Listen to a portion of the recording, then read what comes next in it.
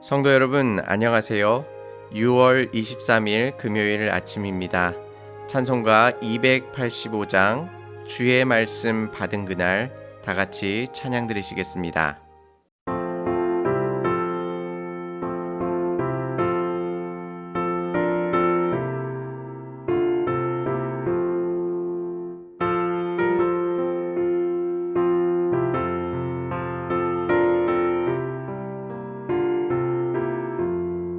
주의 말씀 받은 그날 참 기쁘고 복되도다. 이 기쁜 마음 못 이겨서 온 세상에 전하노라. 기쁜 날 주 나의 죄 다 씻은 날 늘 깨어서 기도하고 늘 기쁘게 살아가리. 기쁜 날 주 나의 죄 다 씻은 날 이 좋은 날 내 천한 몸 새 사람이 되었으니 이 몸과 마음 다 바쳐서 영광의 주를 섬기리. 기쁜 날 주 나의 죄 다 씻은 날 늘 깨어서 기도하고 늘 기쁘게 살아가리. 기쁜 날 주 나의 죄 다 씻은 날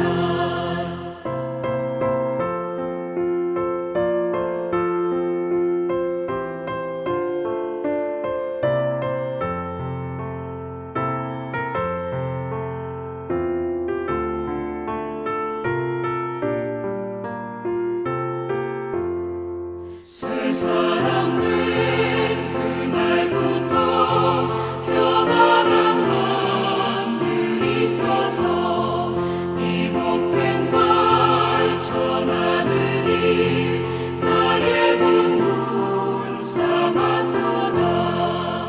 기쁜 날 주 나의 죄 다 씻은 날 늘 깨어서 기도하고 늘 기쁘게 살아가리. 기쁜 날 주 나의 죄 다 씻은 날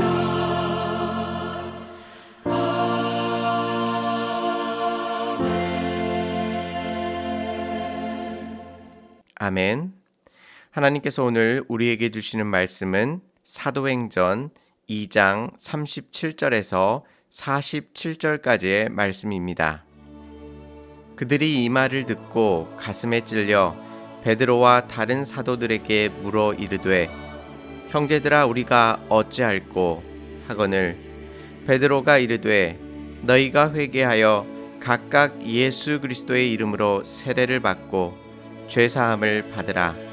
그리하면 성령의 선물을 받으리니 이 약속은 너희와 너희 자녀와 모든 먼데 사람 곧 주 우리 하나님이 얼마든지 부르시는 자들에게 하신 것이라 하고 또 여러 말로 확증하며 권하여 이르되 너희가 이 패역한 세대에서 구원을 받으라 하니 그 말을 받은 사람들은 세례를 받음에 그날에 신도의 수가 3,000이나 더하더라. 그들이 사도의 가르침을 받아 서로 교제하고 떡을 떼며 오로지 기도하기를 힘쓰니라. 사람마다 두려워하는데 사도들로 말미암아 기사와 표적이 많이 나타나니 믿는 사람이 다 함께 있어 모든 물건을 서로 통용하고 또 재산과 소유를 팔아 각 사람의 필요를 따라 나눠주며 날마다 마음을 같이하여 성전에 모이기를 힘쓰고 집에서 떡을 떼며 기쁨과 순전한 마음으로 음식을 먹고 하나님을 찬미하며 또 온 백성에게 친송을 받으니 주께서 구원받는 사람을 날마다 더하게 하시니라. 아멘. 성령님께서 임하시자 대단한 일들이 일어났습니다. 우리가 어제 살펴본 것처럼 베드로의 설교는 복음의 핵심을 잘 드러내고 있습니다. 그들의 죄악으로 인하여 십자가에 예수님을 못 박았지만 하나님께서는 예수님을 부활하게 하셨고 우리에게 주와 그리스도가 되게 하셨습니다. 이 설교를 듣는 이들에게 큰 감명과 회개를 불러 일으키셨습니다. 37절 말씀에 형제들아 우리가 어찌할꼬 라고 말하고 있습니다. 완강하게 예수님을 거부하던 사람들이 그들의 마음의 문을 열고 예수 그리스도를 받아들이게 된 것입니다. 예수님께 행했던 그들의 죄악을 돌아보면서 돌이킬 수 없는 죄악을 저질렀음을 그들이 철저하게 깨닫게 된 것입니다. 다시 돌아봐도 베드로의 설교는 명설교였고 41절 말씀에 3,000명이나 세례를 받고 돌아올 만큼 대단한 설교였습니다. 그런데 오늘 본문은 우리들에게 베드로가 이렇게 대단한 설교를 통해 많은 사람들을 돌아오게 한 것처럼 너희들도 성경을 잘 공부하고 노력해서 이렇게 말씀을 전해라 라는 것으로 우리들에게 말씀하고 있지 않습니다. 왜냐하면 지금 문맥은 우리의 신앙적 노력과 실력을 키워 베드로와 같이 되라고 말씀하는 것이 아니기 때문입니다. 자신의 목숨을 위해 예수님을 3번씩이나 부인했던 베드로가 담대하게 힘있게 이 복음을 전할 수 있었던 결정적인 이유는 무엇 때문입니까? 사도행전 1장 8절 말씀에서 오직 성령이 너희에게 임하시면 너희가 권능을 받고 예루살렘과 온 유대와 사마리아와 땅끝까지 이르러 내 증인이 되리라 하시니라 라고 말씀하여 주셨습니다. 즉 우리가 어떤 노력이나 실력으로 지금 이것을 만들어내는 것이 아니라 그 핵심은 오직 성령이 너희에게 임하시면에 있다고 말씀하는 것입니다. 유일한 조건이 바로 성령님께서 우리들에게 임하시는 것입니다. 그 외에 다른 조건이 없습니다. 물론 우리는 부족하고 연약합니다. 하지만 하나님께서는 그것을 뛰어넘어 일하실 수 있음을 보여주는 것입니다. 예수님을 3번씩이나 부인했던 못난 베드로라 할지라도 성령님이 임하시면 그의 입술을 통하여 3,000명이나 되는 사람을 하나님께로 인도할 수 있음을 보여주시는 것입니다. 저는 특별히 오늘 본문을 읽으면서 그들의 고백이 감동으로 다가왔습니다. 형제들아, 우리가 어찌할꼬? 예수님을 핍박하고 십자가에 매달았던 사람들이 이제는 성령님께서 주시는 말씀을 통해 예수님을 핍박하고 십자가에 매달았던 이들이 이제는 성령님께서 주시는 말씀을 통해 예수님 없는 절망적인 삶을 깨닫고 주님께로 돌아오기를 준비하고 있는 것입니다. 우리 모두에게 이런 경험이 있습니다. 우리가 예수님을 처음 믿었을 때에 죄악으로 인하여 멸망으로 달려가고 있는 우리 자신을 발견하였습니다. 그것을 멈출 수 없음을 깨닫고 절망 가운데 놓여 있었습니다. 그때에 예수님께서 우리들 가운데 찾아와 주셨습니다. 내가 어떻게 할까라고 깊은 절망 가운데 있을 때에 주님께서 우리의 손을 잡아주신 것입니다. 그 모든 것이 성령님의 일하심이었음을 확인시켜주고 계신 것입니다. 그런데 오늘 말씀 가운데 더 큰 은혜가 있습니다. 우리는 38절 말씀에 베드로가 말한 것처럼 회개하고 세례를 받고 죄사함을 받았습니다. 그리고 성령님을 선물로 받았습니다. 그렇게 된 이유가 우리가 먼저 회개하고 세례받았기 때문이라고 생각합니다. 그런데 그것이 우리 행위 이전에 하나님의 약속이라고 말씀해주고 있습니다. 39절 말씀에서 주 우리 하나님이 얼마든지 부르시는 자들에게 하신 것이라고 말씀하고 있습니다. 이 회개와 구원의 역사는 주 우리 하나님이 얼마든지 부르시는 자들에게 베풀어 주시는 은혜입니다. 조건과 이유를 따져 부르시는 것이 결코 아니라고 말씀합니다. 얼마든지라는 말씀 속에 숨겨져 있는 하나님의 엄청난 은혜를 생각해 보시기 바랍니다. 우리가 어떠하더라도 예수님을 3번 부인했더라도 얼마든지 하나님께서 부르신다면 우리가 보잘것없고 쓸모없으며 죄악을 저질렀다 할지라도 우리의 하나님께서 베풀어 주시는 이 구원의 엄청난 은혜를 받아 누릴 수 있음을 말씀해 주고 있는 것입니다. 하나님께서 얼마든지 부르시는 자들은 하나님 앞에서 구원을 얻을 수 있습니다. 우리에게 이 엄청난 은혜가 이미 임하였음을 다시 한번 기억하시기 바랍니다. 사도행전은 우리의 어떠함을 말하지 않습니다. 오히려 수많은 경우에도 성령님이 임하시면 그 복음이 거침없이 증거되고 하나님의 일하심으로 구원이 일어나고 있음을 말씀해 주는 것입니다. 오늘 하루 우리 안에 내주하시는 성령님께서 못난 베드로를 통해 큰 역사를 이루신 것처럼 우리의 삶을 통해 일하시는 성령님을 기대해 보시기 바랍니다. 결코 내 자신을 앞세우는 것이 아니라 성령님께서 임하시고 일하심을 바라보시기 바랍니다.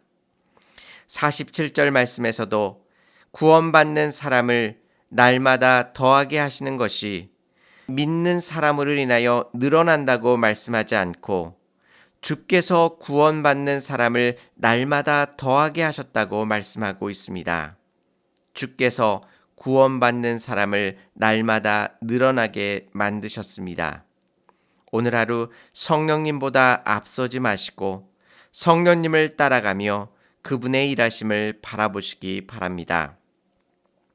또 성령님께서 임하시자 어떤 일이 일어났습니까? 45절 말씀에 또 재산과 소유를 팔아 각 사람의 필요를 따라 나눠주며 라고 말씀하고 있습니다. 참으로 이상적인 신앙인의 모습입니다. 각 사람의 필요를 따라 나눠주는 것입니다. 자신의 것을 자신의 것이라 주장하지 않고 하나님의 것임을 인정하고 하나님 앞에 내려놓는 것입니다. 어느 한 사람만이 행한다고 하여 이것이 이루어질 수 없습니다. 한 사람만 일방적으로 자신의 재산을 내어놓고 또 다른 사람들은 일방적으로 가져간다면 이 일이 일어날 수 없는 것입니다. 하지만 성령님께서 각 사람들의 마음을 움직이게 하여 주셔서 그들이 모두 한 마음이 되어 자신의 것을 내어놓고 필요에 따라 가져갈 수 있도록 성령님께서 이 일을 직접 하신 것입니다. 이 모습을 흉내내어 공산주의와 다른 이단 사상들이 나와 사람들을 괴롭혔습니다. 그것들이 실패할 수밖에 없었던 이유는 무엇 때문입니까? 이 일은 인간의 의지와 노력으로 그것을 이루어낼 수 없는 것이기 때문입니다. 이 일의 핵심은 바로 성령님의 임재하심입니다. 지금도 열악한 환경 속에서 생활하시지만 교회와 이웃을 위하여 상당한 것들을 하나님께 기꺼이 드리는 분들이 있으십니다. 인간된 마음으로 어떻게 그것을 결정하고 실행할 수 있으시겠습니까? 오직 성령님께서 그 마음에 소원함을 주시고 주님을 사랑하는 마음으로 그것을 행하게 하시는 것입니다. 우리에게도 성령님으로 인하여 이 넉넉한 믿음을 허락해 주시기를 소원합니다. 내가 움켜쥐고 있는 것으로 인하여 내가 부하여지는 것이 아니라 성령님의 인도하심을 따라 내가 나누고 베품으로 인하여 이 땅 가운데 하나님의 풍성하신 은혜가 우리들 가운데 있음을 기억하시고 오늘 하루 우리가 가진 모든 것들을 하나님 앞에 내려놓고 주님의 인도하심을 따라 온전히 나아가실 수 있는 저와 성도님들이 되시기를 주님의 이름으로 축원합니다. 다 같이 기도드리시겠습니다. 은혜롭고 자비로우신 하나님 아버지, 주님의 귀한 말씀을 통해 성령님의 임하심으로 인하여 우리의 삶이 복되며 또한 우리가 한 걸음 한 걸음 걸어가는 것이 모두 하나님의 인도하심임을 다시 한번 확인하였습니다. 주님, 오늘 하루도 성령님의 인도하심 가운데 온전히 순종할 수 있도록 인도하여 주시고 우리를 앞세우는 것이 아니라 오직 성령님께서 가르치시고 인도하심을 쫓아 온전히 순종함으로 달려갈 수 있도록 인도하여 주시옵소서. 우리에게 선하고 거룩한 마음을 허락하여 주시사 우리의 것을 우리의 것이라 주장하지 않게 하시고 기꺼이 우리의 것들을 교회와 이웃을 위하여 나눌 수 있도록 붙들어 주시옵시며 또한 우리의 나눔을 통하여 복된 하나님의 말씀이 이 땅 가운데 드러날 수 있도록 인도하여 주시옵소서. 하나님, 우리들의 모든 기도를 주님 앞에 올려드립니다.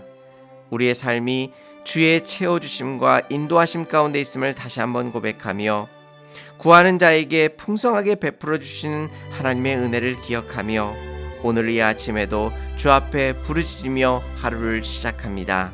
주님, 주님의 권능의 팔로 우리의 삶을 붙들어 주시옵시사 주님의 크신 능력과 권능으로 오늘도 우리에게 맡겨주신 이 복된 하루를 주님 앞에 온전히 올려드릴 수 있도록 인도하여 주시옵소서. 주께서 오늘도 동행하시고 역사하실 줄 믿사오며 예수님의 이름으로 기도 올려옵나이다. 아멘. 오늘 하루 우리 자신을 하나님 앞에 내려놓고 오직 성령님의 일하심을 기대하며 주님만을 따라가시기 바랍니다. 감사합니다.